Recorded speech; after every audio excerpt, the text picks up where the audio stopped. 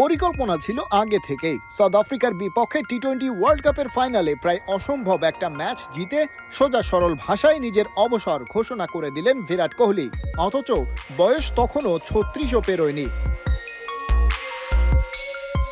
3 ফরম্যাটে খেলার চেয়ে বরং নিজের ওয়ার্কলোড ম্যানেজ করতে চান, সময় দিতে চান পরিবারকে। গুঞ্জন আছে ক্রিকেট ক্যারিয়ার শেষে লন্ডনে স্ত্রী সন্তানকে নিয়ে স্থায়ী আবাস গড়ার পরিকল্পনাও আছে বিশ্বের অন্যতম সেরা এই ব্যাটারের। তাই তো হালের সবচেয়ে জনপ্রিয় ফরম্যাট টি-20 ইন্টারন্যাশনাল থেকেই অবসর নিয়ে নিলেন। অবশ্য এমন একটা সমাপ্তি তো সব ক্রিকেটারেরই স্বপ্ন। বাকিরা আপাতত কোহলি রোহিতকে ঈর্ষা করতেই পারেন। তবে কোহলির ব্যস্ততা কি আদৌ কমছে? প্রশ্নটা উঠছে কারণ সম্প্রতি দিল্লি ডিস্ট্রিক্ট ক্রিকেট অ্যাসোসিয়েশন আসন্ন রঞ্জি ট্রফির জন্য সম্ভাব্য ক্রিকেটারের একটা তালিকা প্রকাশ করেছে, যেখানে নবদীপ সাইনি আর ঋষভ পান্টের সাথে কোহলির নামটা আছে। অথচ সেখানে ইশান্ত শর্মার নামটা মিসিং।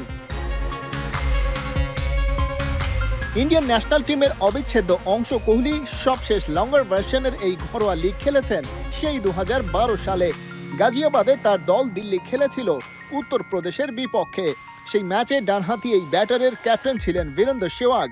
প্রথম ইনিংসে 14 আর পরেরটায় 43 রান এসেছিল তার ব্যাট থেকে। দুবারই আউট হয়েছিলেন ভুবনেশ্বর কুমারের বলে। কোহলি মোটামুটি রান করলেও তার দিল্লি ম্যাচটা হেরেছিল 6 উইকেটে।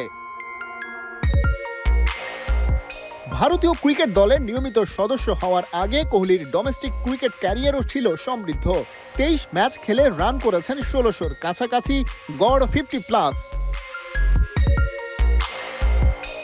তবে সম্ভাবনা থাকলেও আরও একবার বিরাট কোহলিকে রঞ্জি ট্রফিতে দেখা যাবে কিনা তা নিশ্চিত বলা যাচ্ছে না এখনই। কারণ অক্টোবরের 16 থেকে নিউজিল্যান্ডের বিপক্ষে সিরিজ খেলতে নামবে ভারত, আর রঞ্জি ট্রফি শুরু হবে একই মাসের 11 তারিখ থেকে। তাই কোহলির দিল্লির হয়ে ওপেনিং ম্যাচ খেলার সম্ভাবনা নেই বললেই চলে।